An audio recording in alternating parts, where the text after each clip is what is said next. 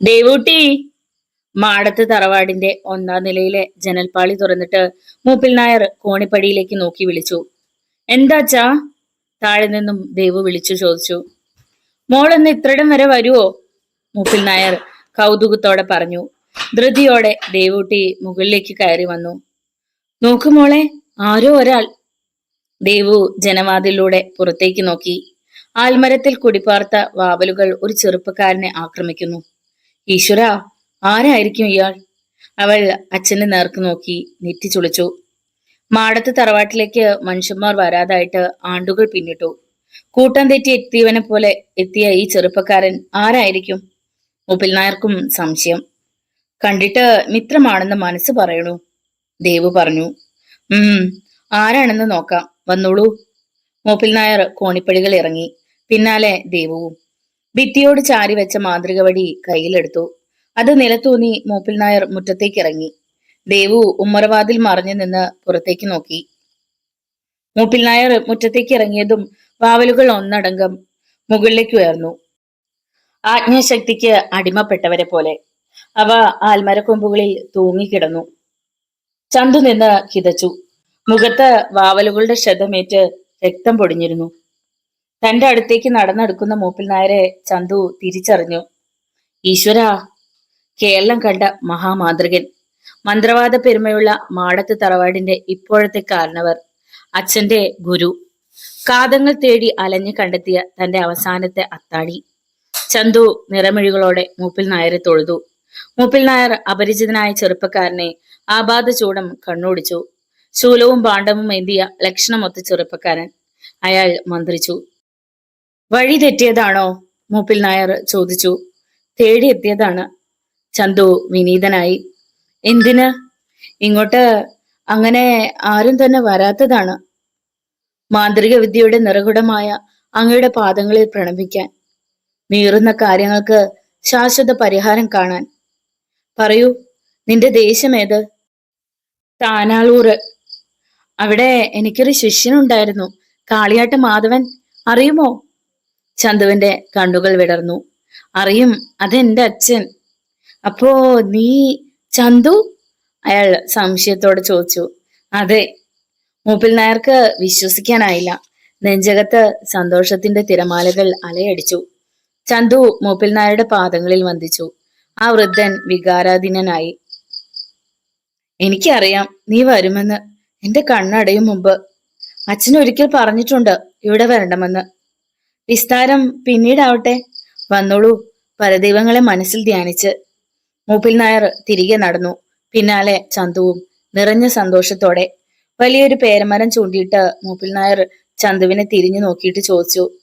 ഓർമ്മയുണ്ടോ ഈ പേരമരം? ഉവ്വ്, നേർത്ത മന്ദഹാസത്തോടെ ചന്തു പറഞ്ഞു. പേരമരം പെരുത്തിരിക്കുന്നു. പണ്ട് നിറയെ കായ്ക്കുന്ന ചെറിയ മരമായിരുന്നു. അതിന്റെ തണലത്തിരുന്നാണ് ദേവൂട്ടിയോടൊപ്പം മണ്ണുവാരി കളിച്ചിരുന്നതെന്ന് ചന്തു ഓർത്തു. അവർ പൂമുഖത്തേക്ക് കയറി. ദേവു അപരിചിതനെ കണ്ട് അകത്തേക്ക് പോയി. ഇരിക്ക്, മരക്കസേര ചൂണ്ടി മൂപ്പിൽ നായർ പറഞ്ഞു. അയാൾ ചാരുകസേരയിൽ ഇരുന്നു. ചന്തു മരക്കസേരയിലും. ദേവൂട്ടി, 2 ഗ്ലാസ് ചായ എടുത്തോളൂട്ടോ. മൂപ്പിൽ നായർ അകത്തേക്ക് നോക്കി വിളിച്ചു പറഞ്ഞിട്ട് ചന്തുവിനോട് ചോദിച്ചു. ചായ വേണോ സംഭാരം വേണോ? ചായ മതി. ഓ, അങ്ങനെ ആവട്ടെ. അവർക്കിടയിൽ ഏതാനും നിമിഷം നിശബ്ദത. വാവലുകളുടെ ആക്രമണം വല്ലാതെ ഭയപ്പെടുത്തി. ഇവിടുത്തെ പ്രത്യേകതയാണത്. മൂപ്പിൽ നായർ പദവി കിട്ടിയ മഹാമാതൃകർ മരിച്ചു കഴിഞ്ഞാൽ അവരുടെ ആത്മാവിന്റെ ഒരു അംശം വാവലുകളായി തീരും. അവ തൂങ്ങിക്കിടക്കും ആൽമരത്തിൽ, ഈ തറവാടിന്റെ സംരക്ഷകരായിട്ട്. കേട്ടറിവ് പോലുമില്ലാത്ത ഈ കഥ ചന്തുവിനെ അത്ഭുതപ്പെടുത്തി. മൂപ്പിൽ നായർ പദവി കിട്ടുന്നത് ആർക്കാണ്? തറവാട്ടിൽ അതാത് കാലത്ത് പ്രായം ചെന്ന ആളാണ് മൂപ്പിൽ നായർ സ്ഥാനി. എന്റെ മരണശേഷം ഒരു വാവൽ കൂടി ആൽമരക്കൊമ്പുകളിൽ ചേക്കേറും. അതോടെ ഈ തറവാടിന്റെ ദുരന്തവും. ദേവു ചായയുമായി എത്തിയതോടെ മൂപ്പിൽ നായർ ഇടയ്ക്ക് വെച്ച് നിർത്തി. ആദ്യം അച്ഛനും പിന്നെ ചെറുപ്പക്കാരനും ചായ കൊടുത്ത് അവൾ അകത്തേക്ക് പോവാൻ നടന്നു. നിൽക്കുമോളെ. അച്ഛന്റെ ശബ്ദം കേട്ട് അവൾ നിന്നു, തിരിഞ്ഞു നോക്കി. ചന്തുവിന്റെ കണ്ണുകളിൽ തന്റെ ദേവൂട്ടി നിറഞ്ഞു. ഇയാളെ കുട്ടി നേരത്തെ കണ്ടിരിക്കണോ? മൂപ്പിൽ നായർ മകളെ നോക്കി. അവൾ ചന്തുവിനെ ഒന്ന് നോക്കിയിട്ട് മുഖം കുനിച്ചു. ഇല്ല. കാളിയാട്ട മാധവന് ഒരു മകനുണ്ടല്ലോ, എന്താണ് അവന്റെ പേര്? മൂപ്പിൽ നായർ പേരിന് വേണ്ടി ഓർമ്മിക്കും മട്ടിൽ ചോദിച്ചു. ചന്തോട്ടൻ, അവൾ ആവേശത്തോടെ പറഞ്ഞു. ആ ചന്തു തന്നെയാണിത്. ദേവുവിന് വിശ്വാസം വന്നില്ല. അവൾ അച്ഛന് നേരെ നോക്കി നെറ്റി ചുളിച്ചു. സത്യമാണ് മോളെ, ചന്തോട്ടൻ തന്നെ. ദേവു തെല്ല് നാണത്തോടെ ചന്തുവിനെ നോക്കി. അവളുടെ കണ്ണുകളിൽ നനവ് പരന്നത് ചന്തു കണ്ടു. ചന്തുവിനോട് എന്തൊക്കെയോ ചോദിച്ചറിയാൻ അവളുടെ മനസ്സ് വെമ്പി. എന്താണ് അന്വേഷിക്കുക? എപ്പോഴാണ് എത്തിയതെന്നോ? ചേ, അത് വേണ്ട. ചോദിക്കാനുള്ളതൊക്കെ പിന്നീടാവട്ടെ. അവൾ തല വെട്ടിച്ച് പതുക്കെ അകത്തേക്ക് നടന്നു. ചന്തുവിനും ദേവിനോട് മിണ്ടി പറയണമെന്നുണ്ടായിരുന്നു. അയാൾക്ക് അതിന് കഴിഞ്ഞില്ല. മാടത്ത് മൂപ്പിൽ നായരെ തേടിയെത്തിയത് അതിനല്ലല്ലോ. എന്താ കുട്ടി ചിന്തിക്കണേ? മൂപ്പിൽ നായരുടെ ചോദ്യം കേട്ടാണ് ചന്തുവിന് പരിസരബോധം തിരിച്ചു കിട്ടിയത്. ഒന്നുമില്ല. നിരീക്കാത്ത വരവിന്റെ ഉദ്ദേശം? നായർ ചന്തുവിന്റെ മുഖത്തേക്ക് സൂക്ഷിച്ചു നോക്കി. നിയോഗമായിരിക്കാം. മാധവൻ മരിച്ച് 7-ാം പക്കമാണ് അറിഞ്ഞത്. വരാനും ആശ്വസിപ്പിക്കാനും കഴിഞ്ഞില്ല. അച്ഛൻ മരിച്ചിട്ടില്ല. പിന്നെ? മൂപ്പിൽ നായരുടെ മുഖത്ത് അമ്പരപ്പ്. ചന്തു ഒക്കെ മൂപ്പിൽ നായരെ പറഞ്ഞു കേൾപ്പിച്ചു. ഇതിനൊക്കെ ഒരു പരിഹാരം വേണം. അവിടത്തേക്കല്ലാതെ അതിന് കഴിയില്ലെന്ന് എനിക്കറിയാം. ചന്തു പറഞ്ഞു നിർത്തി. ഞാനൊന്ന് നോക്കട്ടെ, മൂപ്പിൽ നായർ പറഞ്ഞു. മടക്കം ധൃതി വേണ്ട. കുറച്ചുനാൾ ഇവിടെ താമസിക്കേണ്ടി വരും. മാടത്ത് തറവാട് നിനക്ക് അന്യമല്ലല്ലോ. ഉവ്. ചന്തുവിന് സമാധാനമായി. വന്നോളൂ. മൂപ്പിൽ നായർ എഴുന്നേറ്റു. ചന്തു പിന്നാലെ ചെന്നു. അടഞ്ഞ വാതിലിന്റെ ഓടാമ്പൽ നീക്കി തള്ളി തുറന്നുകൊണ്ട് മൂപ്പിൽ നായർ ചന്തുവിന്റെ നേർക്ക് തിരിഞ്ഞു. മടങ്ങുവോളം ഈ മുറി നിനക്ക്. ചന്ദനഗന്ധം തങ്ങിയ മുറിയിലേക്ക് അവർ കടന്നു.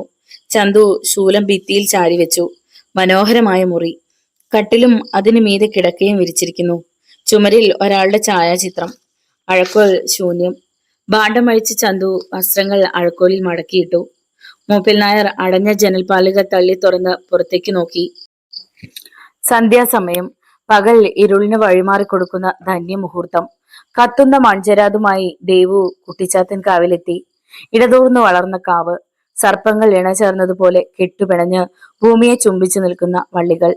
ചിത്രോടക്കല്ലും നാഗത്തറയും കുട്ടിച്ചാത്തനെ പ്രതിഷ്ഠിച്ച തറയുമുള്ള കാവ്. ചീവീടുകൾ മുഖരിതമാകുന്ന പരിസരം. കൽവിളക്കിൽ തിരി തെളിയിച്ച് ദേവു പ്രാർത്ഥിച്ചു. ചെരാതുമെടുത്ത് തിരിഞ്ഞ അവൾ കണ്ടു മിഴി ചിമ്മി പ്രാർത്ഥിക്കുന്ന ചന്തുവിനെ. കണ്ണു തുറന്ന ചന്തു അടുത്തു നിൽക്കുന്ന ദേവുവിനെ കണ്ടു. ചെരാതിന്റെ വൃത്താകാര വെളിച്ചത്തിൽ ദേവതയെ പോലെ നിൽക്കുന്ന ദേവുവിനെ. അവളുടെ മൂക്കുത്തിയിൽ ചെരാതിലെ പൊൻവെളിച്ചത്തിന്റെ പ്രതിരൂപം. ചന്തു അവളെ നോക്കി മന്ദഹസിച്ചു. അവർക്കിടയിൽ മൗനം. ആരാണ് ആദ്യം മിണ്ടുന്നത് എന്നൊരു സംശയം. ഇത്രയും കാലം ഒന്ന് തിരിഞ്ഞു നോക്കിയില്ലല്ലോ. നിശബ്ദത ഭഞ്ചിച്ചത് ദേവു. അവളുടെ പതിഞ്ഞ ശബ്ദത്തിന് പനിനീർപ്പൂവിന്റെ ലാളിത്യം. കാത്തിരുന്നോ? ചന്തു ദേവുവിന്റെ കടക്കണ്ണുകളിലേക്ക് ഉറ്റുനോക്കി. ആഗ്രഹിച്ചിരുന്നു ഒരു നോക്ക് കാണാൻ. മനം പോലെ ആയില്ലേ? പ്രാർത്ഥനയുടെ ഫലം ആയിരിക്കാം. അവർ വീട്ടിലേക്ക് നടന്നു. പാരമ്പര്യം കാക്കുന്നുണ്ടോ? ദേവു ചന്തുവിന്റെ നേരെ നോക്കി. മന്ത്രവാദിയാകാൻ ആഗ്രഹിച്ചതല്ല. അച്ഛൻ ചിലതൊക്കെ പഠിപ്പിച്ചു. സ്വീകരിച്ചത് ഉത്തമ കർമ്മം. ബികോം ഫസ്റ്റ് ക്ലാസ്സോടെ പാസ്സായി. കമ്പ്യൂട്ടർ വർക്ക് അറിയാം. മാന്ത്രിക ലോകത്തിന്റെ വിസ്മയത്തിൽ നിന്നും അകന്ന് സ്വന്തമായൊരു ജോലി. ഒന്നും നടന്നില്ല. ചന്തു നിരാശയോടെ പറഞ്ഞു. അവർ മുറ്റത്തെത്തി. ഉമ്മറത്ത് ട്യൂബ് ലൈറ്റിന്റെ വെളിച്ചം. ഇറയത്ത് തൂക്കിയിട്ട തൂക്കുവിളക്കിന്റെ തിരി അണഞ്ഞിട്ടില്ല. ചെരാത് ഉമ്മറത്തിണ്ടയിൽ വെച്ച് ദേവു ഉമ്മറത്തേക്ക് കയറി. ഒപ്പം ചന്തുവും. മച്ചിന്റെ അടഞ്ഞ വാതിലിന് മുമ്പിലെത്തിയ ദേവു മച്ചിലേക്ക് നോക്കി തൊഴുതു. മിഴി ചിമ്മി ചന്തുവും തൊഴുകയോടെ നിന്നു. അതിനകത്താണ് മാടത്ത് മൂപ്പിൽ തറവാടിന്റെ പരദേവതയായ ഭുവനേശ്വരിയെ കുടിവെച്ചിട്ടുള്ളത്. മച്ചിന്റെ വാതിൽ തുറക്കപ്പെട്ടു. ചന്തുവിന്റെ കണ്ണുകൾ നിറഞ്ഞൊഴുകി. മൂപ്പിൽ നായർ എഴുന്നേറ്റു. ചന്തുവിനെ ചുമലിൽ തട്ടി സമാധാനിപ്പിച്ചു. ഭയപ്പെടേണ്ട, ചന്തു അച്ഛനെ മോചിപ്പിക്കും. ദമ്പതി രക്ഷസിനെ തളയ്ക്കും. തൃക്കണ്ണാപുരം മനയെ ആപത്തിൽ നിന്ന് രക്ഷപ്പെടുത്തും. അപ്പോ ചന്തുവിന്റെ മുഖത്ത് ഉത്കണ്ഠ. ഇന്ന് അർദ്ധരാത്രിയോടെ എനിക്ക് വെളിപാടുണ്ടാവും. നാളെ പറഞ്ഞു തരാം പ്രതിവിധി എന്തൊക്കെയാണെന്ന്. രാത്രി ഉറങ്ങാൻ കിടന്നെങ്കിലും കഴിഞ്ഞില്ല. തിരിഞ്ഞും മറിഞ്ഞും കിടന്നു. തുറന്നിട്ട ജനവാതിലും അപ്പുറം മൂപ്പിൽ നായരുടെ മുഖം കണ്ട് ചന്തു പിടഞ്ഞെണീറ്റു. ഉറങ്ങിയില്ലേ? നായർ പുഞ്ചിരിയോടെ ചോദിച്ചു. വീട് മാറിയതും ഉണ്ടാവാം, ഉറക്കം വരണില്ല. മൂപ്പിൽ നായർ വാതിൽ തുറന്ന് മുറിയിലേക്ക് കടന്നു. കട്ടിലിന്റെ തലപ്പത്തി ഇരുന്ന് ചന്തുവിനെ നോക്കി. എല്ലാം നഷ്ടപ്പെട്ടുവെന്ന ദുഃഖത്തില് മനം നൊന്ത് കഴിയുകയായിരുന്നു. നീ വന്നപ്പോ എനിക്ക് ആരൊക്കെയോ ഉണ്ടെന്ന തോന്നൽ. മൂപ്പിൽ നായരുടെ വാക്കുകളിൽ ദുഃഖത്തിന്റെ നിഴൽ വീണിരുന്നു. അയാളുടെ കണ്ണുകൾ ഈറനണിഞ്ഞിരുന്നു. കണ്ണു തുടച്ച മൂപ്പിൽ നായർ പിന്നെയും ചന്തുവിന്റെ നേർക്ക് മുഖമുയർത്തി. എന്നിട്ട് ചോദിച്ചു, മാധവന് ഇങ്ങനെ ഒരു അപകടം സംഭവിച്ചിരുന്നില്ലെങ്കിൽ നീ ഇങ്ങോട്ട് വരുമായിരുന്നോ? ചന്തുവിന് മറുപടി പറയാൻ വാക്കുകൾ കിട്ടിയില്ല. തീർച്ചയായും നീ വരില്ലായിരുന്നു. ഇങ്ങനെയൊക്കെ സംഭവിച്ചത് ദൈവനിശ്ചയമാണ്. മൂപ്പിൽ നായർ കൂടുതൽ ദുഃഖിതനായി. അയാൾ എഴുന്നേറ്റു. പുലാത്തിക്കൊണ്ട് മൂപ്പിൽ നായർ തിരിഞ്ഞു നിന്നു. ചന്തുവിനെ അറിയോ? ദേവൂട്ടിക്ക് വേണ്ടിയാണ്. ചന്തുവിന്റെ കണ്ണുകൾ ഈറനണിഞ്ഞു. മൂപ്പിൽ നായർ എഴുന്നേറ്റ് ചന്തുവിന്റെ ചുമലിൽ പിടിച്ച് സമാധാനിപ്പിച്ചു. കരയണ്ട, എല്ലാറ്റിനും പരിഹാരം കാണും. എത്ര നാൾ കാത്തിരിക്കണം? പ്രതിവിധി എന്തൊക്കെയാണെന്ന് നിനക്ക് ഞാൻ പറഞ്ഞു തരുന്നുണ്ട്. നാളെ ആവട്ടെ. അന്നത്തെ രാത്രി ചന്തുവിന് ഉറക്കം വന്നില്ല. തിരിഞ്ഞും മറിഞ്ഞും കിടന്നു. തുറന്നിട്ട ജനവാതിലിനും അപ്പുറം മൂപ്പിൽ നായരുടെ മുഖം കണ്ടു. ചന്തു വേഗം എഴുന്നേറ്റു. ചന്തു, ഇനി ഉറങ്ങിയില്ലേ? ഉറക്കം വരണില്ല, വീട് മാറിക്കിടക്കുന്നത് കൊണ്ടാവും. ചാരിയ വാതിൽ തുറന്ന് മൂപ്പിൽ നായർ അകത്ത് കടന്നു. അയാൾ കട്ടിലിന്റെ തലപ്പത്തിരുന്നു. എനിക്കും ഉറക്കം വന്നില്ല. അയാൾ ചന്തുവിനെ നോക്കി പുഞ്ചിരിച്ചു. എന്നിട്ട് ചന്തുവിന്റെ കൈ പിടിച്ച് കട്ടിലിന്മേൽ ഇരുത്തി. നീ വന്നത് ഈ തറവാടിന്റെ ഐശ്വര്യമായിട്ടാണ് എനിക്ക് തോന്നണേ. മൂപ്പിൽ നായർ ചന്തുവിന്റെ നെറുകയിൽ തലോടി പിതൃവാത്സല്യത്തോടെ. ഒരിക്കലും കരുതിയതല്ല ഈ തറവാട് എന്റെ അവസാനത്തെ അത്താണിയാവുമെന്ന്. ഇതിനെല്ലാം ഒരു യോഗമുണ്ട് കുട്ടി. വിധി വഴിയിൽ തങ്ങില്ലെന്നാണല്ലോ ശാസ്ത്രം. മൂപ്പിൽ നായരുടെ മുഖത്ത് ദുഃഖം ഘനീഭവിച്ചു. എന്തൊക്കെയോ പറയാൻ വെമ്പുന്ന സൂചന. അവിടത്തേക്ക് എന്നോട് എന്തൊക്കെയോ പറയാനുണ്ടെന്ന് തോന്നുന്നു. മാന്ത്രികം മാത്രമല്ല, മുഖശാസ്ത്രവും പറയാൻ നിനക്കാവും അല്ലേ? മൂപ്പിൽ നായർ ചെറുതായി ഒന്ന് ചിരിച്ചു. എന്നിട്ട് അയാൾ തുടർന്നു. ഒരുപാട് പ്രശ്നങ്ങൾക്ക് പരിഹാരം തേടി നീ ഇവിടെ എത്തിയത് ഒരു നിയോഗമാണ്. ഒരുപക്ഷെ എന്റെ നീറുന്ന മനസ്സിന് ഒരു പരിഹാരവും. അവിടുന്ന് അർത്ഥമാക്കുന്നത് പറയാം. മൂപ്പിൽ നായർ എഴുന്നേറ്റ് ജനവാതിൽക്കലോളം നടന്നു. പിന്നെ തിരിഞ്ഞു നിന്നിട്ട് പറഞ്ഞു, ഇവിടെ ഞാനും ദേവൂട്ടിയും തനിച്ചാണ്. ഗുരുശിഷ്യ ബന്ധമാണ് നിന്റെ അച്ഛന് ഈ തറവാടുമായുള്ള ബന്ധം. രക്തബന്ധത്തെക്കാൾ മഹത്തരം. അതുകൊണ്ട് തന്നെ നിനക്കും ഈ വീടിനുള്ള ബന്ധം ചെറുതല്ല. മൂപ്പിൽ നായർ ചന്തുവിന്റെ അടുത്തേക്ക് നടന്നെടുത്തു. മാടത്ത് തറവാടിന് അനന്തരാവകാശികളില്ല. വിവാഹപ്രായമെത്തിയ ദേവു, മരണം കാത്തു കഴിയുന്ന ആർക്കും വേണ്ടാത്ത മൂപ്പിൽ നായർ. എന്റെ മരണപ്പിറ്റേന്ന് ഈ തറവാട്ടിന്റെ പെരുമ ചരിത്രത്താളുകളിൽ ഒതുങ്ങും. അരുതാത്തതൊന്നും പറയരുതേ. അരുതാത്തതാണെന്ന് നിനക്ക് തോന്നും. എന്നെ സംബന്ധിച്ചിടത്തോളം അതല്ല. എന്നെ കൊണ്ട് എന്താണ് ഉദ്ദേശിക്കുന്നത്? നിന്റെ ലക്ഷ്യം നിറവേറിയാൽ എനിക്ക് എന്തു ഗുരുദക്ഷിണയാണ് തരിക? മൂപ്പിൽ നായരുടെ ചോദ്യം കേട്ട് ചന്തുവിന് ഉത്തരം മുട്ടി. എന്തു പറയണമെന്നറിയാതെ പരുങ്ങി. കുഞ്ഞുനാളിൽ എപ്പോഴോ പതിഞ്ഞ നിന്റെ മുഖം മനസ്സിൽ സൂക്ഷിച്ച് നടക്കുകയാണ് എന്റെ മകൾ. അവൾക്ക് ഒരു ജീവിതം കൊടുക്കാൻ നിനക്കാവില്ലേ? ചന്തു അമ്പരന്നു. ഗുരുവിന്റെ ആജ്ഞയല്ല, ഒരു വൃദ്ധന്റെ അന്ത്യാഭിലാഷമാണിത്. അങ്ങനെ ചെയ്ത നിലനിൽക്കുന്നത് മാടത്തെ മൂപ്പിൽ തറവാടിന്റെ ചരിത്രമായിരിക്കും.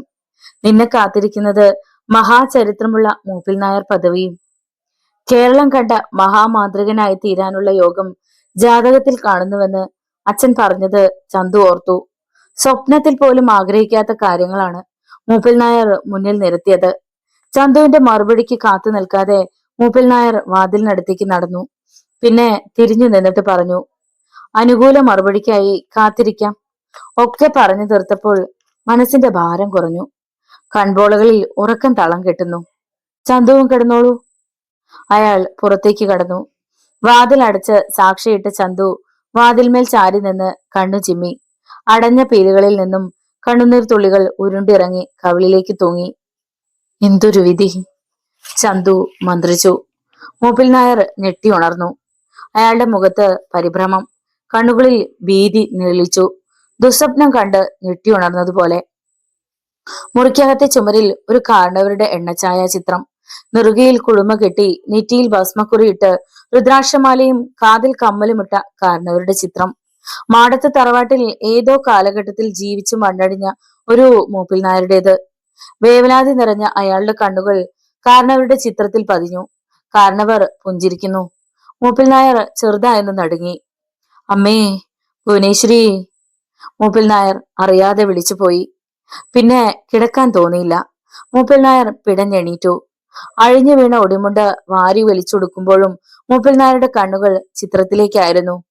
കാരണവരുടെ കവിൾത്തടങ്ങൾ ചലിച്ചു. കൺപോളകൾ ചിമ്മി തുറന്നു. ചിത്രം ആരോ തട്ടിയതുപോലെ അനങ്ങി. രൂപപരിണാമം കൊള്ളുന്ന കാരണവരെ നെഞ്ചിരിപ്പോടെ കാണുകയാണ് മൂപ്പിൽ നായർ. ചിത്രം നീണ്ട് വലുതായി. വെളുത്ത മുണ്ടുടുത്ത് പുളിയിലക്കര വേഷ്ടി ചുമലിൽ മടക്കിയിട്ട കാരണവർ മൂപ്പിൽ നായരുടെ മുമ്പിൽ ജീവനോടെ പ്രത്യക്ഷപ്പെട്ടു. എന്താ അത്ര ഭയം? കാരണവർ പരിഭവത്തോടെ മൂപ്പിൽ നായരെ നോക്കി. അരുതാത്തത് കണ്ടപ്പോഴുള്ള അസ്കിത.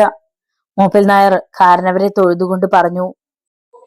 800 വർഷം മുമ്പ് ഈ തറവാട്ടിൽ ജീവിച്ചിരുന്ന ശംഭു എന്ന പേരുള്ള മൂപ്പിൽ നായർ സ്ഥാനിയാണ് ഞാൻ. പ്രണാമം, വന്ധ്യ പിതാമഹന് പ്രണാമം. മൂപ്പിൽ നായർ തൊഴുകയോടെ ശിരസ് കുനിച്ചു. വിരുന്നുകാരനെ പോലെ എത്തിയ ചന്തു തറവാട്ടിൽ അന്തി ഉറങ്ങുന്നുണ്ടല്ലോ. ഉവ്, ആശ്രിതനെ പോലെ എത്തി. ശിഷ്യന്റെ മകനാണ്. ആശ്രിതനെന്നല്ല, മാടത്ത് തറവാടിന്റെ പുണ്യമെന്നേ പറയാവൂ. ചന്തു വന്നതിന് ശേഷമാണ് മനസ്സിനൊരു സമാധാനം കിട്ടിയത്. നിനക്ക് മാത്രമല്ല, തറവാട്ടിൽ അസ്തമിച്ച മൂപ്പിൽ നായർ സ്ഥാനികൾക്കും. തീ തിന്നുകയായിരുന്നു ഞങ്ങൾ ഇത്രയും കാലം. ചന്തുവിന് ഈ തറവാടുമായി രക്തബന്ധം ഒന്നുമില്ല. വേണ്ട, 1000 ആണ്ടുകൾക്ക് മുമ്പ് മാടത്ത് തറവാടിനേറ്റ ശാപമോക്ഷത്തിനാണ് അയാൾ എത്തിയിട്ടുള്ളത്. ശാപമോ? മാടത്ത് തറവാടിനോ? മൂപ്പിൽ നായരെ സംബന്ധിച്ചിടത്തോളം അത് പുതിയ അറിവായിരുന്നു. പുതിയ സ്ഥാനികൾക്ക് അറിയാത്ത ഒട്ടേറെ രഹസ്യങ്ങൾ മാടത്ത് തറവാടിനെ ചുറ്റിപ്പറ്റിയുണ്ട്. നമ്മുടെ വംശ പാരമ്പര്യത്തിന് 3000 ആണ്ടുകളുടെ പഴക്കമാണുള്ളത്. ഈ തറവാടല്ല യഥാർത്ഥ മാടത്ത് തറവാട്. മൂപ്പിൽ നായർ അമ്പരന്നു. തലമുറകളായി കരുതിപ്പോന്ന വിശ്വാസത്തെയാണ് ശംഭുക്കാരനവർ തിരുത്തുന്നത്. അവിശ്വസനീയം. വിശ്വസിക്കുക നീ. ഈ തറവാടിന്റെ തെക്കു ദിശയിൽ 8 കാതം ചെന്നാൽ കാണാം ഒരു വലിയ മല. അതിന്റെ ഉള്ളിൽ കൊള്ളയാണ്. അതിനകത്താണ് മാടത്ത് തറവാടും ഉപാസനാമൂർത്തി ഭുവനേശ്വരിയുടെ ക്ഷേത്രവും. 4 കെട്ടും പടിയും പടിപ്പരയുമുള്ള വിശാലമായ സാമ്രാജ്യം. ആ തറവാടിനകത്ത് നാഗമാണിക്യമുണ്ട്. അപൂർവ ഗ്രന്ഥശേഖരവുമുണ്ട്.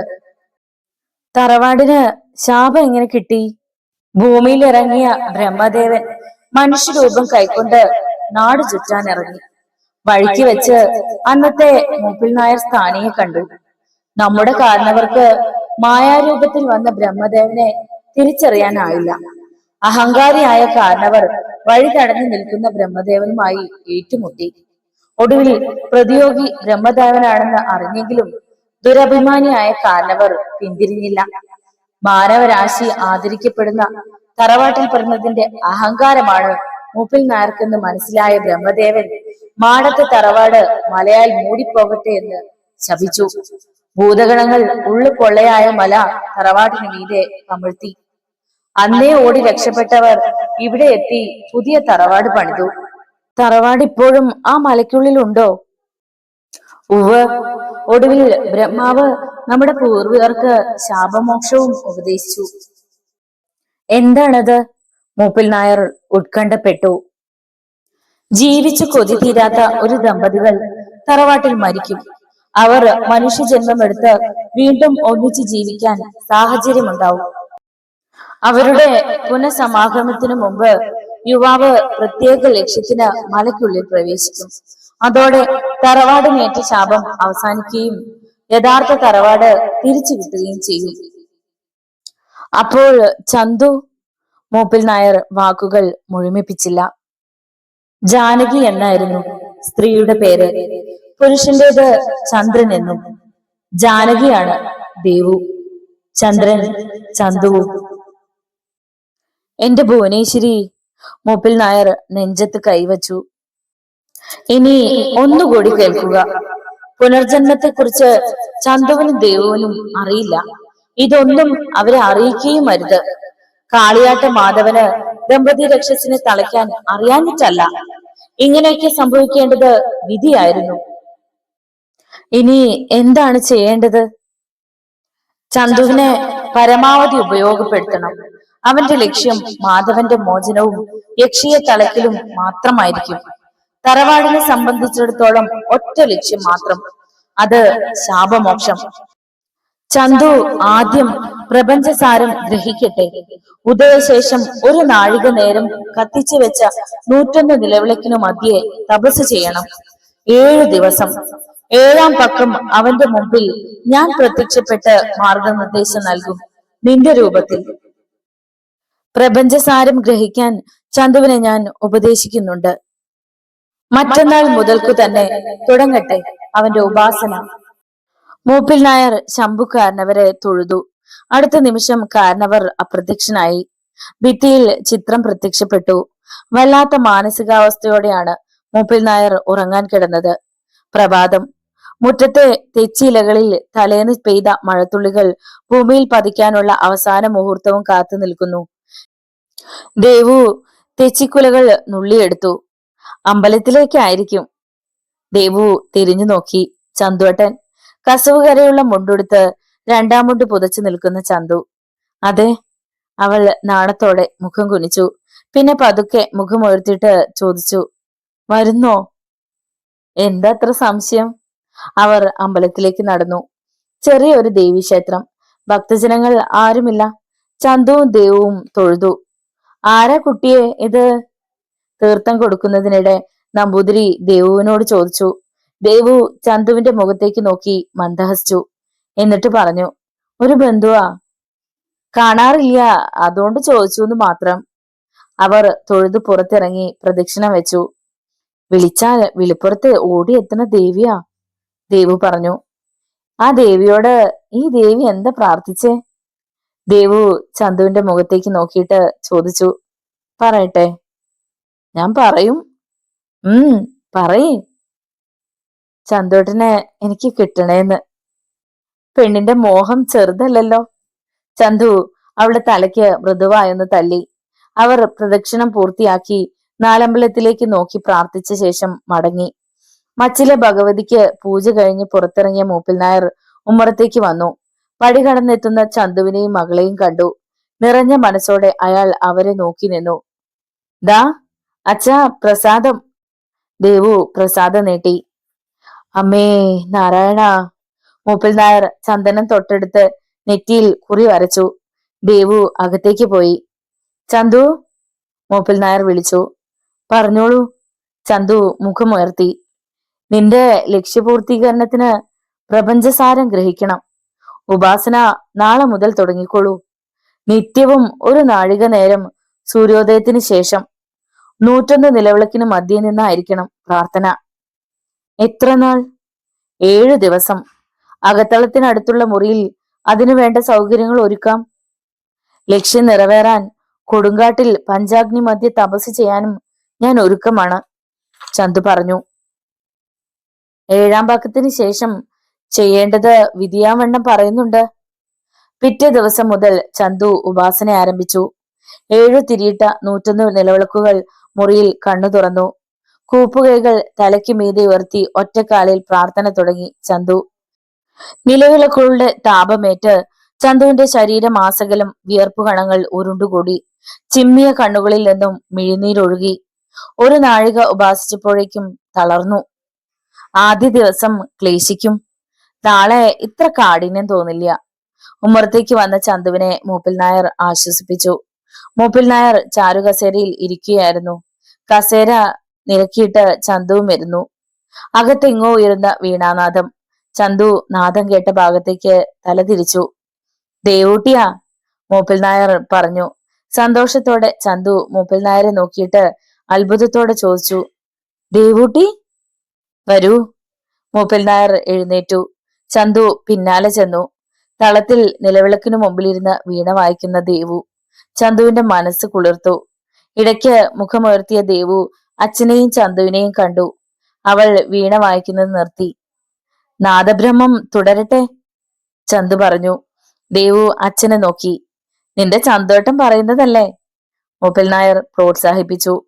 ദേവുവിന്റെ നേർത്ത വിരലുകൾ വീണയുടെ കമ്പികളിൽ അങ്ങിങ്ങു പാഞ്ഞു. അതിന്റെ നാദലയത്തിൽ ചന്തുവിന്റെ വദനം ചലിച്ചു. അറിയാതെ സ്വരം പകർന്നു. അതൊരു മഹാലക്ഷ്മി സ്തുതിയായി. അതിമനോഹരം, മൂപ്പൻ നായർ ചന്തുവിനെ പ്രശംസിച്ചു. വീണ ഒതുക്കി വെച്ച് തൊഴുതെഴുന്നേറ്റ ദേവു പരിഭ്രമത്തോടെ പറഞ്ഞു. പ്രാതൽ വിളമ്പാൻ മറന്നൂലോ. സംഗീതോപാസകർ സകലതും മറക്കും, ഭക്ഷണം കഴിക്കാൻ പോലും, മൂപ്പൻ നായർ പുഞ്ചിരിച്ചു. ഡൈനിങ് ടേബിളിൽ പലഹാരം നിരന്നു. ചന്തുവും മൂപ്പൻ നായരും കസേര വലിച്ചിട്ട് ഇരുന്നു. ദേവു ഗ്ലാസ്സിലേക്ക് ചായ പകർന്നു. ഇവളുടെ അമ്മയും അസലായി വീണമിട്ടുമായിരുന്നു. ആ ദാതബ്രഹ്മത്തിൽ ഞാനും ഇരുന്നിട്ടുണ്ട്, എല്ലാം മറന്ന്, മൂപ്പൻ നായർ അത്രയും പറഞ്ഞ് ചന്തുവിനെ നോക്കി. പെട്ടെന്ന് അയാളുടെ മുഖം ശോകമുഖമായി. ചെറിയ തേങ്ങലുകളോടെ വാക്കുകൾ മുഴുമിപ്പിച്ചു. എന്തു ചെയ്യാനാ, ദേവുവിനെ എന്നെ ഏൽപ്പിച്ചിട്ട് അകാലത്തിൽ പോയി അവള്. ഇനി തുടങ്ങായി ഈ അച്ഛൻ. ദേവു അച്ഛനോട് പരിഭവിച്ചു. പറയാണ്ടിരിക്കാൻ തരില്ലാലോ, പറയണത് പുറത്താരോടും അല്ലേനും. ചന്തുവിന് ഇടയ്ക്ക് കയറി പറയാൻ വാക്കുകൾ കിട്ടിയില്ല. സങ്കടം കൊണ്ട് മൂപ്പൻ നായർ കൂടുതൽ ഒന്നും പറഞ്ഞതുമില്ല. ചായ കുടി കഴിഞ്ഞ് ചന്തുവും മൂപ്പൻ നായരും ഉമ്മറത്തേക്ക് നടന്നു. തൃക്കണാപുരം മനയിലെ വർത്തമാനം അറിയാഞ്ഞിട്ട് വല്ലാത്തൊരു വിങ്ങല്, ചന്തു പറഞ്ഞു. താൻ മനസ്സിന്റെ താളം തെറ്റിക്കാണ്ടിരിക്കുക, ഒക്കെ യഥാവിധി നടക്കും. ഇതേ സമയം തൃക്കണാപുരം മനയിലെ അടുക്കളയിൽ അപ്പുറത്ത് ചോറ് വെന്തുകൊണ്ടിരിക്കുന്നു. കത്തി തീർന്നുകൊണ്ടിരിക്കുന്ന വിറക് അടുപ്പിലേക്ക് തള്ളി ശങ്കരൻ നമ്പൂതിരി തിരിഞ്ഞപ്പോൾ ചന്ദ്ര അടുക്കളയിലേക്ക് വരുന്നത് കണ്ടു. ചോറ് കാലായില്ലേ, ചന്ദ്ര കുസൃതിയോടെ ചോദിച്ചു. വിശപ്പ് തുടങ്ങിയോ? വെറുതെ ചോദിച്ചാണേ. ചന്ദ്ര അടുപ്പിന്റെ അരികത്ത് വന്ന് ചെമ്പിലേക്ക് നോക്കി. അരി ഒട്ടും വെന്തിട്ടില്ലാട്ടോ. വെന്തിരിക്കണു, നാം ഇപ്പൊ നോക്കിയതേ ഉള്ളൂ. ദേഹണ്ണക്കാരനും തെറ്റു പറ്റാലോ. അങ്ങനെ പറഞ്ഞ് ചന്ദ്ര തിളയ്ക്കുന്ന ചെമ്പിലേക്ക് കൈയിട്ടു. അയ്യോ, ഈ കുട്ടി എന്താ കാണിക്കണേ, ശങ്കരൻ നമ്പൂതിരി പരിഭ്രമിച്ചു. ചെമ്പിൽ നിന്നും 2 വറ്റെടുത്ത് നോക്കിയിട്ട് അവൾ പറഞ്ഞു. പോരാട്ടോ, വേവ് പോരാ. തിളയ്ക്കുന്ന ചെമ്പിൽ കൈയിട്ടിട്ടും ഒന്നും സംഭവിക്കാത്ത ചന്ദ്രയെ പകച്ചു നോക്കി നിൽക്കുകയാണ് ശങ്കരൻ നമ്പൂതിരി. ചന്ദ്ര തിരിച്ചു പോകുമ്പോൾ അയാൾ പെറുപെറുത്തു. ഈ കുട്ടിയുടെ മേത്ത് യക്ഷി കയറി ഈശ്വരാ. ചന്ദ്ര നിന്നു, തിരിഞ്ഞു നോക്കി. എന്നിട്ട് ചിലമ്പിച്ച ശബ്ദത്തോടെ ചോദിച്ചു. കണ്ടിട്ട് എന്തു തോന്നണു? ഒരു സന്ദേഹം, വിരലുകൊണ്ട് ഗോഷ്ടി കാണിച്ച് അയാൾ തമേശ രൂപേണ പറഞ്ഞു. അനാവശ്യ സന്ദേഹം വേണ്ടട്ടോ. ഉവ്. അവൾ അകത്തേക്ക് കയറിപ്പോയി. പരിഭ്രമത്തോടെ അയാൾ അവളെ നോക്കി നിന്നു. മനയിൽ ഈ സംഭവം നടക്കുമ്പോൾ മാടത്ത് തറവാട്ടിലെ ഉമ്മറത്ത് അസ്വസ്ഥതയോടെ ഉലാത്തുകയായിരുന്നു ചന്തു. അച്ഛനെ കുറിച്ചുള്ള ചിന്ത മനസ്സിന് വല്ലാത്ത ഭാരമുണ്ടാക്കി. എല്ലാറ്റിനും സുഖപര്യവസാനം ഉണ്ടാകണമെന്ന് ചന്തു ആഗ്രഹിച്ചു. സമയം സന്ധ്യയായി. ചന്തോട്ടാ. ചന്തു തിരിഞ്ഞു നോക്കി. ദീപവുമായി പുഞ്ചിരിച്ചു നിൽക്കുന്ന ദേവു. ചന്തു സന്ധ്യാദീപം തൊഴുതു. കാവിലേക്ക് വരുന്നോ, അവൾ ചോദിച്ചു. വരാം. ദേവുവിനോടൊപ്പം കാവിലേക്ക് നടന്നു. ചന്തോട്ടന് അറിയോ, എന്റെ മനസ്സിനിപ്പോ എന്തൊരാശ്വാസ. അതെന്താ? അതേ, ചന്തോട്ടം കൂടെയുള്ളതുകൊണ്ടാ.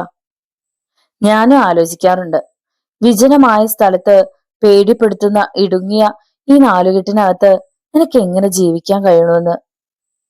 ഓർമ്മ വെച്ച കാലം മുതല് കണ്ടതും കേട്ടതും അനുഭവിച്ചതും ഒക്കെ ഇത് തന്നെ. അതുകൊണ്ട് വലിയ പ്രശ്നം ഇല്ലാണ്ടായി. പക്ഷെ പ്രായം തികഞ്ഞപ്പോഴാ ഭാവിയെപ്പറ്റി ഉത്കണ്ഠ തുടങ്ങിയത്. അവർ കുട്ടിച്ചാത്തൻ കാവിലെത്തി. വിളക്ക് കൊളുത്തി തൊഴുതു. ഞാനൊരു കാര്യം ചോദിക്കട്ടെ, ദേവു മെല്ലെ പറഞ്ഞു. പറഞ്ഞോളൂ. കുട്ടിച്ചാത്തൻ കാവിന് മുമ്പിൽ വെച്ചാണ് പറയുന്നതേ. ബിംബങ്ങളെ സാക്ഷ്യപ്പെടുത്തിയിട്ടില്ലെങ്കിലും വാക്കുകൾ കേൾക്കുന്നതും പറയുന്നതും പാഴാക്കാറില്ല. കാളിയാട്ട് തറവാടിന്റെ പാരമ്പര്യം കേട്ടറിവുണ്ട്.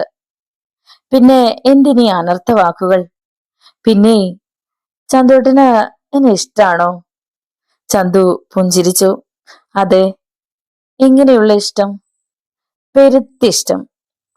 പോരാട്ടോ, അങ്ങനെ ഒന്നും പറഞ്ഞ എനിക്ക് മനസ്സിലാവില്ല. പിന്നെ ഈ ദേവതയെ എങ്ങനെ ബോധ്യപ്പെടുത്തണം? ഞാൻ ചോദിച്ചത്, ചന്തോട്ടന്റെ ജീവിതത്തിലേക്ക് എന്നെ സ്വീകരിക്കുവോ? ദേവു, ഞാൻ ഒരു ലക്ഷ്യത്തിനാണ് മാടത്ത് തറവാട്ടിലെത്തിയത്. അതിനിടയ്ക്ക് ഒരു പ്രണയം. മനസ്സ് സമ്മതിക്കില്ല. എനിക്ക് നിന്നെ ഇഷ്ടാണ്, എന്റെ ദേവൂട്ടിയെ. എന്റെ കഴുത്തിൽ താലികെട്ടുന്നത് ചന്തോട്ടനായിരിക്കണേന്നാ എന്റെ പ്രാർത്ഥന. ഒരുപാട് കാര്യങ്ങൾ എനിക്ക് ചെയ്തു തീർക്കാനുണ്ട് കുട്ടി. ലക്ഷ്യം തേടിയുള്ള ചന്തോട്ടന്റെ യാത്രക്കിടയിൽ തിരിഞ്ഞു നോക്കാൻ ഞാനൊന്ന് വിളിക്കുക പോലുമില്ല. അങ്ങനെയാണെങ്കിൽ നിന്റെ മനം പോലെ മംഗല്യം ഉണ്ടാവും. ദേവു മുഖം കുനിച്ചു. നാണത്തോടെ അവർ തിരിച്ചുപോയി. രാത്രിയുടെ നിശബ്ദതയിൽ ചീവീടുകൾ പരിസരം മുഖരിതമാക്കി. ഭയപ്പെടുത്തുന്ന അന്തരീക്ഷത്തിലും തൃക്കണാപുരം മന ശാന്തമായി ഉറങ്ങുകയാണ്. പുറമെ വെളിച്ചത്തിന്റെ ഒരു കണിക പോലുമില്ല. ജനലും വാതിലുകളും അടഞ്ഞിരിക്കുന്നു. നവ്യയും ചന്ദ്രയും ഉറങ്ങുകയാണ്. പെട്ടെന്ന് അവർ കണ്ണു തുറന്നു.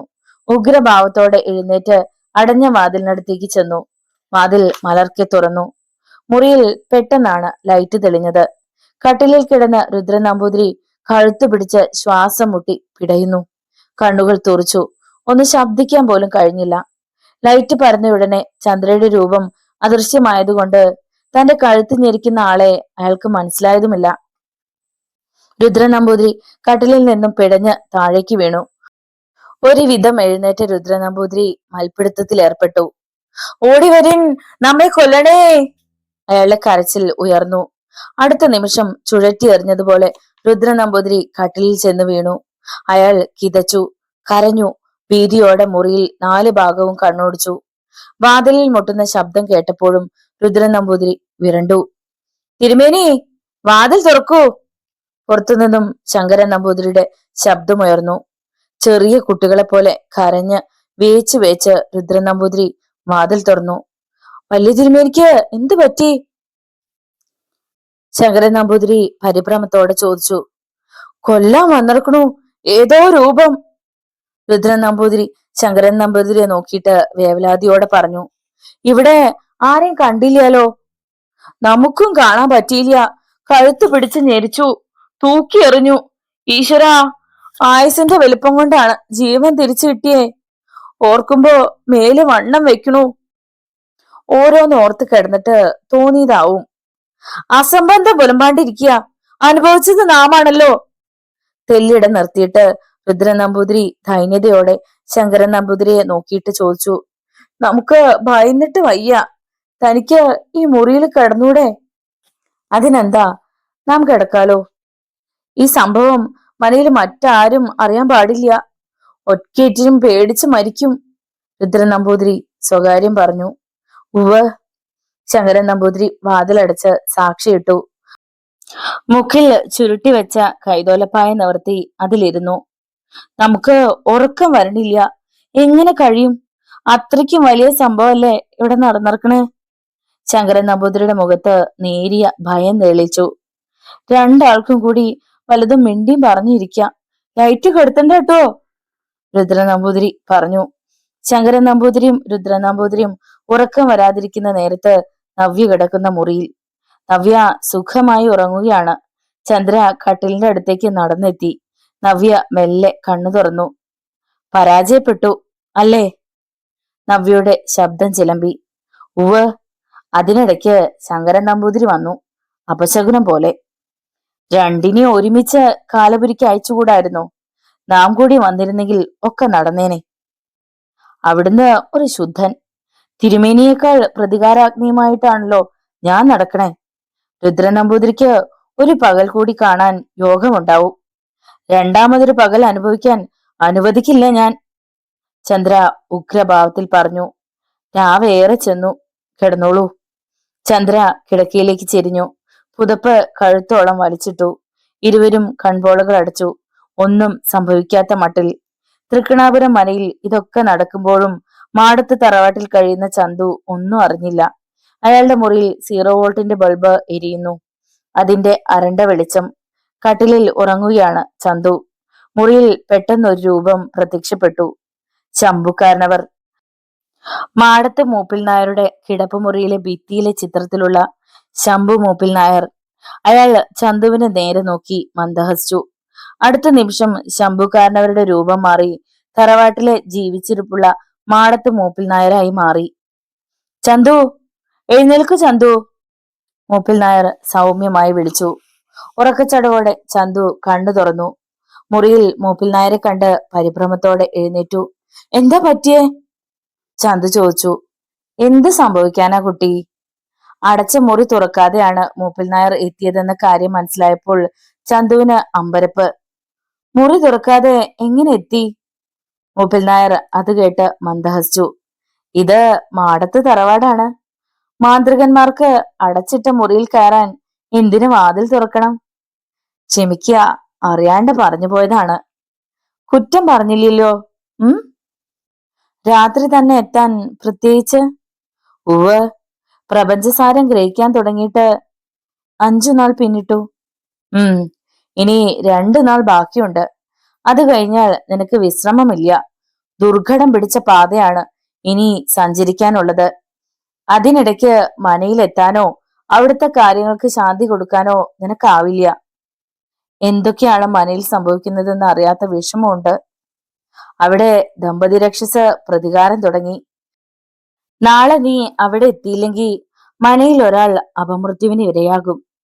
അരുത്, അങ്ങനെ സംഭവിക്കരുത്, ചന്തു തെല്ല് പരിഭ്രമത്തോടെ പറഞ്ഞു. ശരി, നിന്റെ മനസ്സ് ഞാൻ വായിച്ചു കഴിഞ്ഞു. നാളെ ഉപാസന കഴിഞ്ഞ ഉടനെ മനയിൽ ചെല്ലണം. അത്രയും പറഞ്ഞ മൂപ്പിൽ നായർ വലതുകൈ നീട്ടി. കുറെ ഏലസും ചരടുകളും കയ്യിൽ പ്രത്യക്ഷപ്പെട്ടു. അത് ചന്തുവിന് നീട്ടി. 21 ദിവസത്തെ അടക്കം കണ്ട മാന്ത്രിക തകിടുകളാണിത്. ദമ്പതി രക്ഷസുകളെ നിർജീവമാക്കാനുള്ളത്. ഈ ചരട് മനയിൽ താമസിക്കുന്ന എല്ലാവരുടെയും കയ്യിലും കെട്ടിക്കൊടുക്കുക. ആരെങ്കിലും വിസമ്മതിച്ചാൽ പോലും പിന്തിരിയരുത്.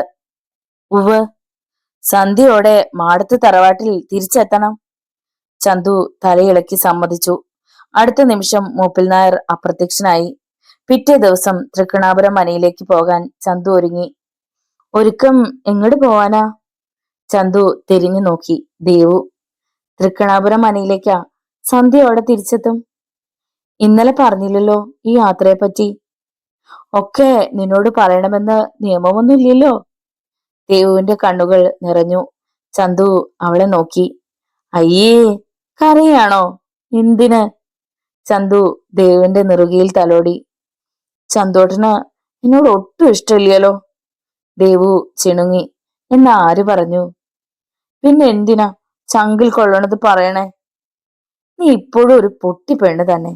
ഞാനൊരു തമാശ പറഞ്ഞതല്ലേ. ഇത്തരം തമാശയൊന്നും പറയണ്ട കേട്ടോ, എനിക്ക് സഹിക്കാൻ കഴിയണില്ല. ശരി, ഉത്തരവ്. അവൾ കുസൃതിയോടെ ചന്തുവിനെ തുരുതുരാ കുത്തിയിട്ട് ഓടി. ഉമ്മറത്ത് ചാരുകസേരയിൽ ഇരിക്കുന്ന മൂപ്പിൽ നായരെ കണ്ടുകൊണ്ടാണ് ചന്തു അങ്ങോട്ട് ചെന്നത്. എങ്ങോട്ട് പോണു? മൂപ്പിൽ നായർ ചോദിച്ചു. തൃക്കണാപുരം മനയിലേക്ക്. പെട്ടെന്ന് അത്രടം പോവാൻ എന്തുണ്ടായി? മൂപ്പിൽ നായർ സംശയത്തോട് ചോദിച്ചു. ഇന്നലെ രാത്രി ചരടും മേലസും കൊണ്ടുവന്ന കാര്യം ചന്തു ഓർമ്മിപ്പിച്ചു. ഞാനോ? മൂപ്പിൽ നായർ അത്ഭുതപ്പെട്ടു. മറന്നൂന്ന് തോന്നുന്നു. മൂപ്പിൽ നായർ ചിന്തിച്ചു. ശംഭുക്കാരനവരുടെ ചിത്രം മനസ്സിൽ തെളിഞ്ഞു. കാരണവർ തന്റെ രൂപത്തിൽ ചന്തുവിന്റെ അരികിലെത്തിയതാണ്. അവനെ ആശയക്കുഴപ്പത്തിലാക്കേണ്ട. മൂപ്പിൽ നായർ ചന്തുവിന്റെ നേർക്ക് നോക്കി പരിഭ്രമം മറച്ചു വെച്ചിട്ട് പറഞ്ഞു. അത്തും ബുദ്ധിയായില്ല. ഒന്നും ഓർമ്മയിൽ തങ്ങണില്ല.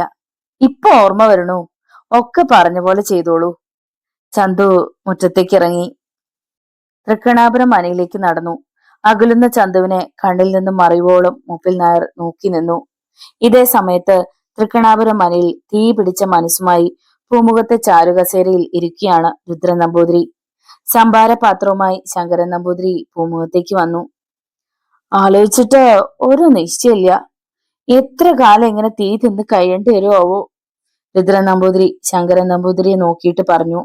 സംഭാരം വാങ്ങിക്കുടിക്കുന്ന രുദ്രൻ നമ്പൂതിരിയുടെ നേർക്ക് ശങ്കരൻ നമ്പൂതിരിയുടെ നിസ്സഹായത നിറഞ്ഞ നോട്ടം. പിന്നെ പതുക്കെ പറഞ്ഞു, മനക്കിലേക്ക് തിരിച്ചു പോണെന്ന് അന്തർജനം പറയാൻ തുടങ്ങിയിരിക്കണു.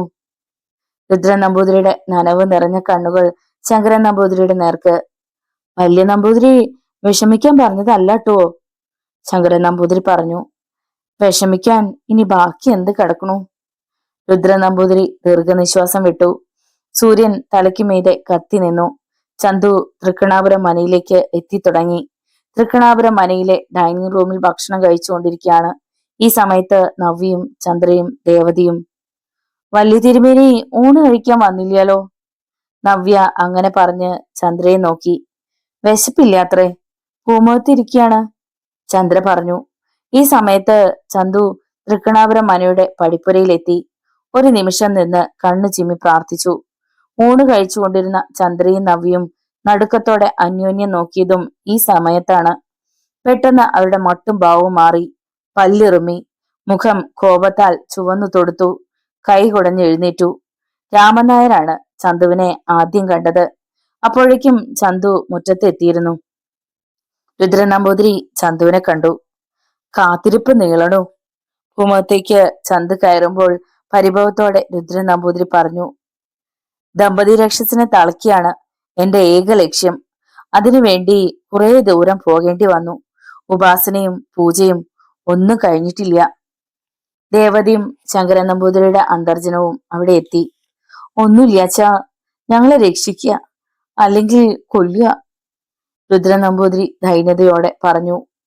ദമ്പതി രക്ഷസിന്റെ ഉപദ്രവത്തിൽ നിന്നും രക്ഷിക്ക് തന്നെയാണ് ഉദ്ദേശം. ഇനിയും എന്തിനാ വൈകിക്കണു? ചന്തു ദീർഘനിശ്വാസത്തോടെ പറഞ്ഞു. നോവിച്ചു വിട്ട സർപ്പത്തെ പോലെയാണ് ദമ്പതി രക്ഷസുകൾ.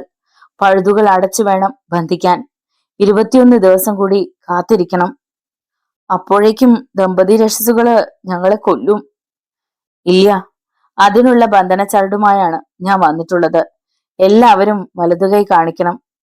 ആവൂ, സമാധാനം. അല്ല, ഇതുകൊണ്ട് കാര്യം ഉണ്ടാവോ? വലതുകൈ നീട്ടി രുദ്രൻ നമ്പൂതിരി ചോദിച്ചു. തിരുമേനി ഒന്നുകൊണ്ട് ഭയപ്പെടേണ്ട. ചന്തു ആദ്യത്തെ ചരട് മേലസും രുദ്രൻ നമ്പൂതിരിക്ക് കെട്ടിക്കൊടുത്തു. പിന്നെ മറ്റുള്ളവർക്കും. 2 പേർ കൂടിയുണ്ടല്ലോ, അവരെവിടെ? ചന്തു എല്ലാവരുടെയും മുഖത്തേക്ക് നോക്കി. ഡൈനിങ് റൂമിലുണ്ട്, ദേവതി പറഞ്ഞു. വിളിക്കുക അവരെ.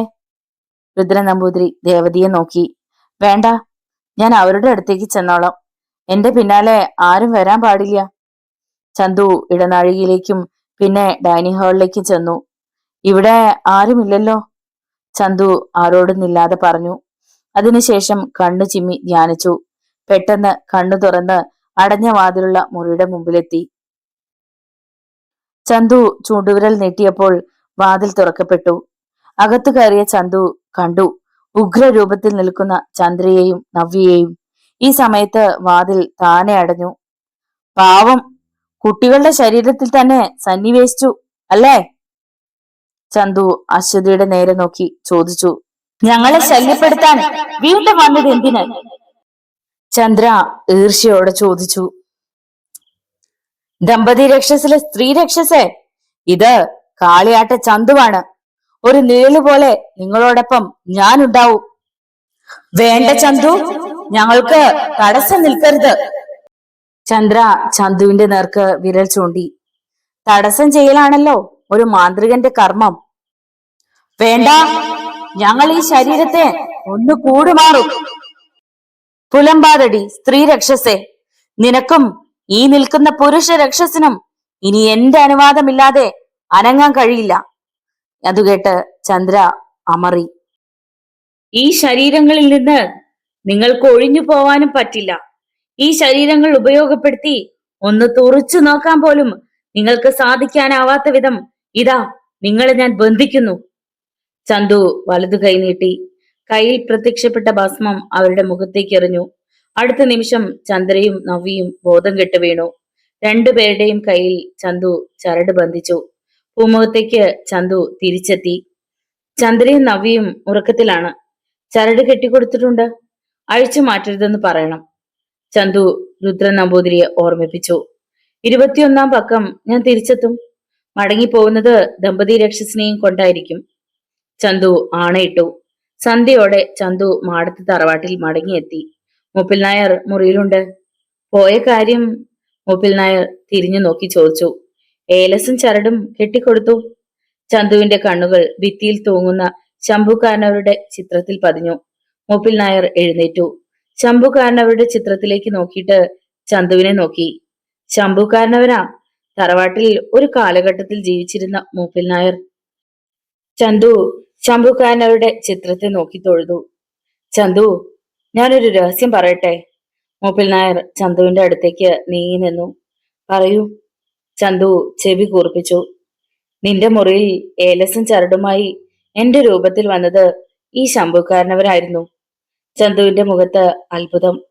ഇനി അതാത് സമയം എല്ലാം നീ അറിഞ്ഞിരിക്കണം.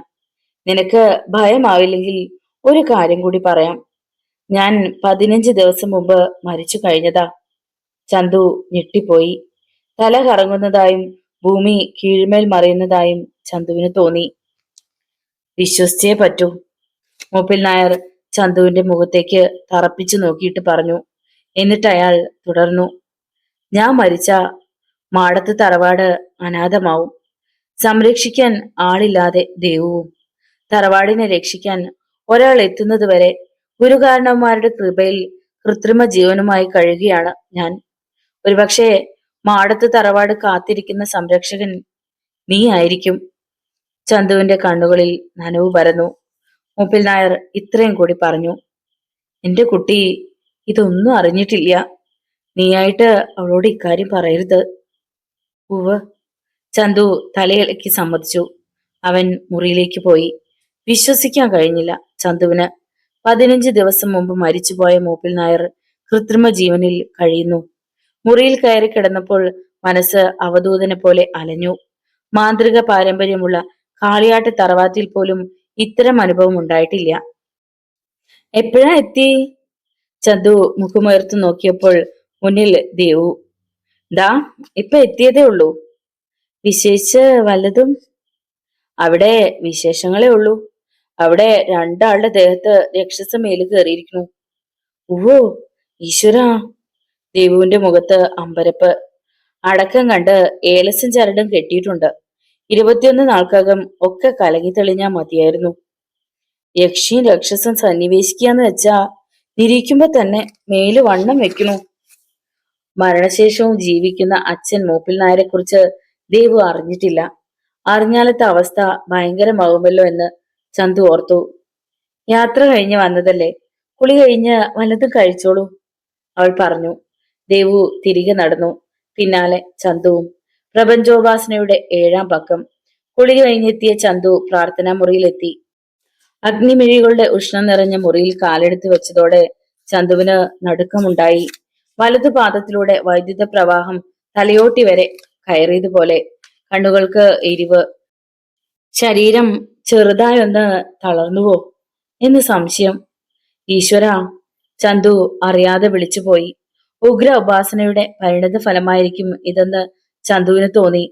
നിലവിളക്കുകളുടെ മധ്യത്തിൽ ഒറ്റ കാലിൽ നിന്ന് കണ്ണുകൾ ചിമ്മി ചന്തു പ്രാർത്ഥന തുടങ്ങി.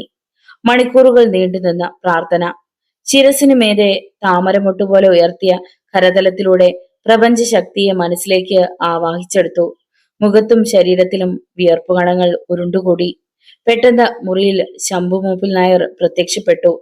അയാൾ ചന്തുവിനെ നോക്കി മന്ദഹസിച്ചു. മതി ചന്തു, നിന്റെ പ്രപഞ്ചോപാസന. ശംഭു കാരണവർ പതിഞ്ഞ സ്വരത്തിൽ പറഞ്ഞു. ചന്തു മെല്ലെ കണ്ണു തുറന്ന് ശബ്ദം കേട്ട ദിക്കിലേക്ക് നോക്കി. ഈശ്വരാ! ചന്തുവിന്റെ ഹൃദയം ശക്തിയായി ത്രസിച്ചു. പ്രാർത്ഥന നിർത്തി ഭൂമിയെ വന്ദിച്ച് അയാളെ ഇമ വെട്ടാതെ നോക്കി. മാടത്ത് തറവാട്ടിൽ ഏതോ കാലത്ത് മരിച്ചുപോയ ശംഭു മൂപ്പിൽ നായർ. ഇപ്പോഴത്തെ മൂപ്പിൽ നായരുടെ മുറിയിൽ ഈ കാരണവരുടെ ചിത്രം തൂങ്ങുന്നുണ്ടല്ലോ. ചന്തു മന്ത്രിച്ചു. ചന്തു, നിനക്ക് തെറ്റിയിട്ടില്ല. ശംഭുകാരനവർ തന്നെ, അയാൾ പറഞ്ഞു. ലക്ഷ്യപൂർത്തീകരണത്തിനാണ് ഉപാസന. ചന്തു വിനയം കൊണ്ടു. ലക്ഷ്യം നിറവേറാനുള്ള യാത്രയ്ക്ക് ഒരുങ്ങിക്കൊള്ളൂ. എങ്ങനെ? തറവാടിന്റെ തെക്കു ഭാഗത്തേക്ക് നീങ്ങുക. 8 കാത നടന്നാൽ തെക്കു പടിഞ്ഞാറായി ഒരു മല കാണാം, കിള്ളിമംഗലം മല. മാടത്ത് തറവാട് യഥാർത്ഥത്തിൽ ആ മലയുടെ അകത്താണ്. ഒരു ശാപഫലമായി തറവാടിന്റെ മീതെ മല മൂടിയതാണ്. നീ അതിനകത്ത് കടക്കണം. തറവാട്ടിലെ മച്ചിനകത്ത് പീഠത്തിലുണ്ട് ഒരു നാഗമാണിക്യവും പട്ടിൽ പൊതിഞ്ഞ ഗ്രന്ഥക്കെട്ടുകളും. നീ അവ എടുത്ത് ഇപ്പോഴത്തെ മൂപ്പിൽ നായർക്ക് കൈമാറണം. എന്റെ ദൗത്യം അതല്ലല്ലോ. നിന്റെ ദൗത്യം ഒരു നിമിത്തം മാത്രം. ഇത് ദൈവനിയോഗമാണ്. നിനക്ക് കിട്ടുന്ന ഗ്രന്ഥക്കെട്ടുകളിൽ 1001 ഓലയിൽ എഴുതിയ മാന്ത്രികം എന്ന ഗ്രന്ഥമുണ്ടാകും. അതിന്റെ 21ാമത്തെ ഓലയിൽ ദമ്പതി രക്ഷസിനെ തളയ്ക്കാനും 22ാമത്തെ ഓലയിൽ ദുഷ്ടശക്തികൾ ബന്ധിച്ച മനുഷ്യനെ മോചിപ്പിക്കാനുമുള്ള മന്ത്രവും ഉണ്ടാവും. അതനുസരിച്ച് ചെയ്തുകൊള്ളുക. ശേഷമൊക്കെ യഥാവിധി ഭവിച്ചുകൊള്ളും. ഈ ദൗത്യത്തിന് എനിക്ക് മുമ്പ് ആരെങ്കിലും ഇറങ്ങിയിരുന്നു? മാടത്ത് തറവാട്ടിലെ പരമ്പരകൾ ആരും അതിന് ശ്രമിച്ചിട്ടില്ല. മലയിൽ മൂടിയ തറവാട് തട്ടിയെടുക്കാൻ ഉദ്ദേശിച്ച് കിള്ളിമംഗലം മലയിൽ എത്തിയവർ ആരും ജീവനോടെ തിരിച്ചു വന്നിട്ടുമില്ല. എന്തിനീ ദുർഘട നിയോഗം? ശാപമോക്ഷത്തിന് മാത്രം. നിനക്ക് അതിന് കഴിയുകയുള്ളൂ. കാരണവർ ദീർഘമായി നിശ്വസിച്ചു. അങ്ങനെയാവട്ടെ, വരുന്നത് വഴിയിൽ തങ്ങില്ല. വീഡിയോ ഇഷ്ടമായാൽ എല്ലാവരും ഒന്ന് ലൈക്ക് ചെയ്ത്, ഷെയർ ചെയ്ത്, സബ്സ്ക്രൈബ് ചെയ്ത് സപ്പോർട്ട് ചെയ്യുക. നിങ്ങളുടെ വിലയേറിയ അഭിപ്രായങ്ങളും നിർദ്ദേശങ്ങളും കമൻറ്റ് ബോക്സിൽ രേഖപ്പെടുത്തുക. വീണ്ടും കാണാം. നന്ദി.